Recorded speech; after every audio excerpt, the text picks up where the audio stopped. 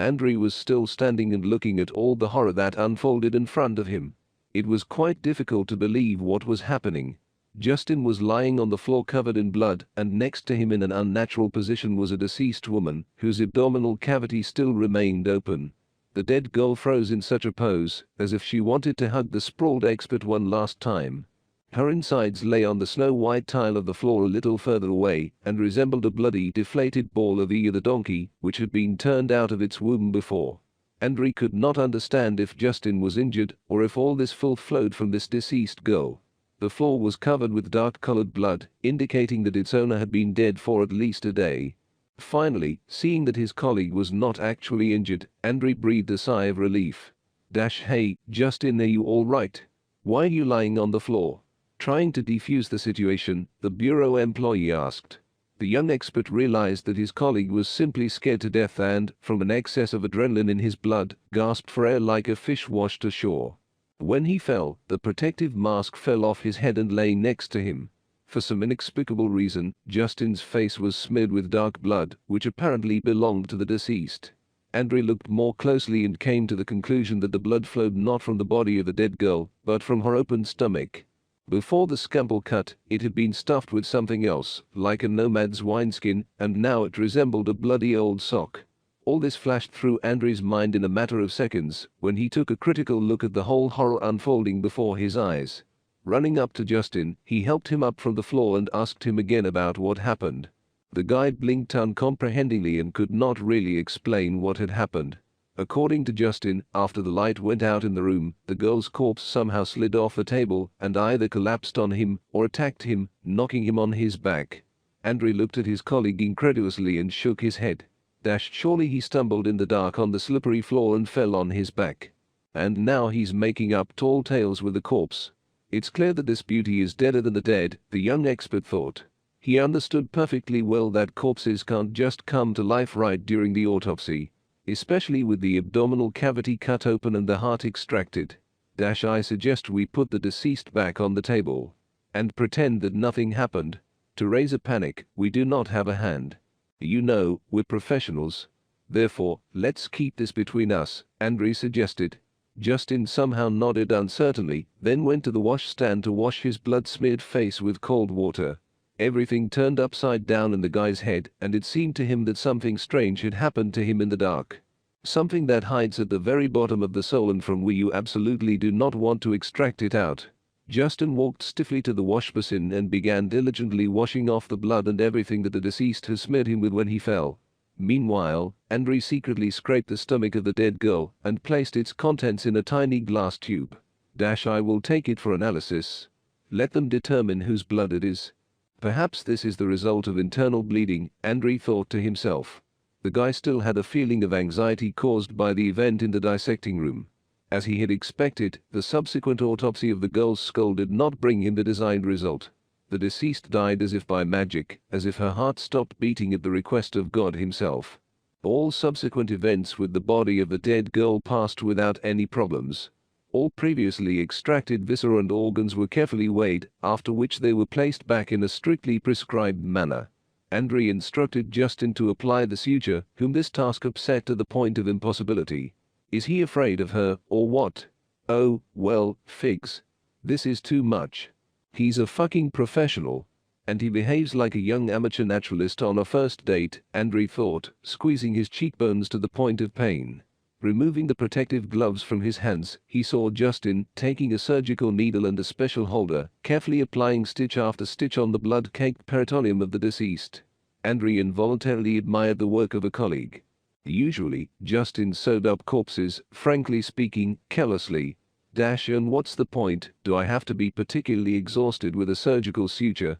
Anyway, this poor guy will soon be placed 7 feet into the ground.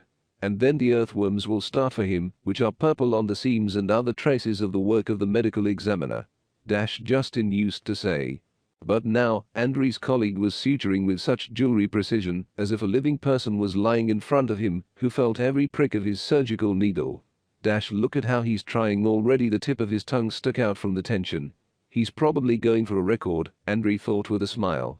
After finishing with the body, the medical examiner called the paramedics, who placed it in a plastic bag and then took it to the freezer. I wonder who will pick up this beauty. Is there someone to bury? As if casually, Andre asked. The big fellow orderly shrugged his shoulders and muttered something unintelligible in the spirit. What's it to me? The medical examiner grinned and, taking off his rubberized robe, went to the Department of Chemical Examinations in order to give a test tube with samples taken from the stomach of the deceased. Brian Moore worked in this position for almost 30 years and was able to squeeze everything possible out of any drop of biological material. It was thanks to his help that 5 years ago we managed to find a ripper from Kentucky who, under the guise of a tramp voting on the road, killed drivers and took the heads of his victims from the crime scenes as trophies. Then, this bastard was detected by the discharge from the inflamed nose of the killer when he recklessly blew his nose on the passenger seat. A rare infection significantly narrowed the search circle, which eventually led the police to an unremarkable-looking farmer who, in his spare time from the labors of the righteous, took up an axe and, with his usual scrupulousness, filled the vacant seats in paradise. Mr. Moore, sir.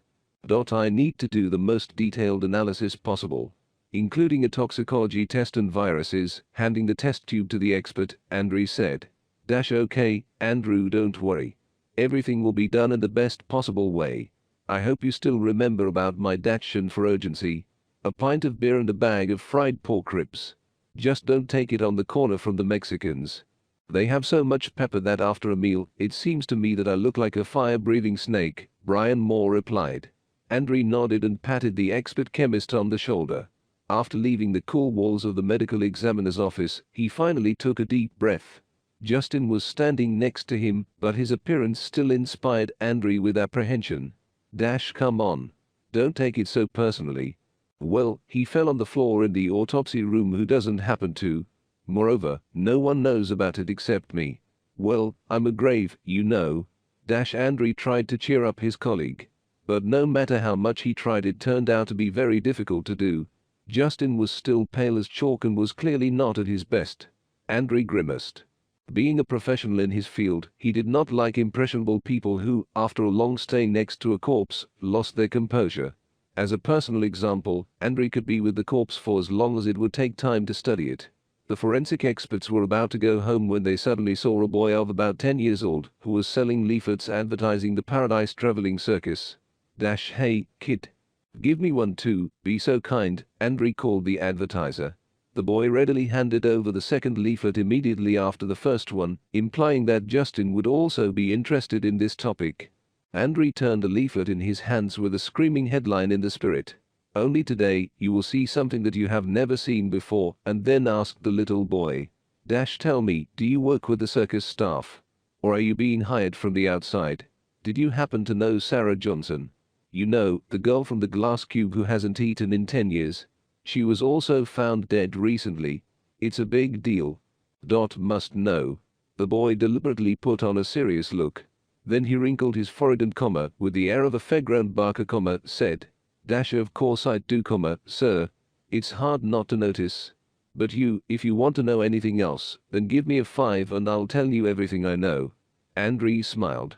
And I see that you are a smart guy. Okay, keep your pay. But only without cheating. The boy quickly put the crumpled 5 in his pocket, then took the forensic experts aside and, furtively looking around, began his story. It seems that Sarah appeared on the staff of our circus after the troupe gave a tour in Cleveland. The artist said that it was as if she hadn't eaten anything for 10 years. I don't know for sure, I turned 10 myself recently, the boy said. No guy. Such information is not worth $5. I knew that without you. Come on, remember something worthwhile, Andrew drawled in disappointment. The boy stuck out his lower lip resentfully and then blurted out sharply. And I know that animals were brought to this Sarah at night for some reason. Dogs or cats. And shortly before her death, so in general goat was dragged. Well, so what? Justin couldn't stand it anymore. And the fact that these animals, no one else saw after that. The advertiser almost shouted and ran away to the side.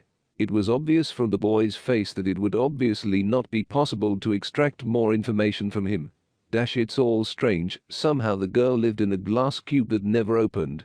She didn't eat anything, and the animals were brought to her. I wonder just why? Andrei asked.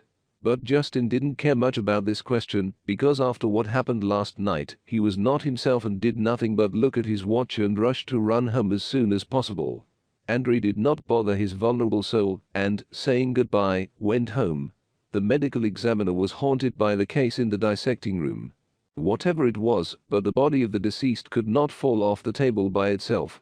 Of course, provided that it was a normal average static dead girl and not a mysterious person who has not eaten for 10 years and at night craves communication with cats and dogs, Andrei muttered to himself. But before the young expert could open the door, the smartphone in his pocket vibrated invitingly. Wondering who it could be, Andrei looked at the screen and turned pale. The caller turned out to be none other than Brian Moore, who conducted a preliminary analysis of the substance taken from the stomach of the deceased Sarah. Andrew, you won't believe it, the detailed chemical analysis is not fully ready yet, but I can say with confidence that there was definitely human blood in the stomach of the deceased, and it definitely didn't belong to Sarah Johnson. Moreover, I'm ready to give my hand to the cut-off that there are definitely some impurities in the presented blood sample, the expert chemist chattered excitedly. That is, as impurities. Also in someone else's blood. Maybe alcohol or some kind of trash. Andrei asked in his turn. No. It's definitely not alcohol. What exactly will be known only when I conduct a full analysis. I'm sure it's going to be a bomb, mark my words, Andrew. Andrei grinned and, after listening to Mr. Moore's next wishes about fried ribs and beer, turned off the phone. The expert opened the door and entered the house, which had never seemed so nice and cozy to him. There were too many mysteries about the identity of Sarah Johnson, and in order to get closer to solving them, he had too little information. And in general. Has this dead girl surrendered to me? I spent half my life in a glass cube, pretending to be someone I don't understand. And after she went to her forefathers, it turned out that someone else's blood was present in her stomach, and even with some impurities, Andrei said out loud and opened the refrigerator in order to cook something delicious from the remaining products in it. The choice, as always, turned out to be small. A couple of eggs, a piece of dried cheese and a little butter. Andrei didn't want to eat. But as a person who knows medicine and human anatomy perfectly well, he knew that there must always be something in the stomach. Otherwise, ulcers or gastritis simply cannot be avoided, and who better than Andrei not to know how many deaths these sores caused? At that moment, the young medical examiner did not even know what horror was waiting for him ahead. But all this will happen later, but for now, he was just cooking dinner and enjoying the free time that fell after a hard work shift. To be continued.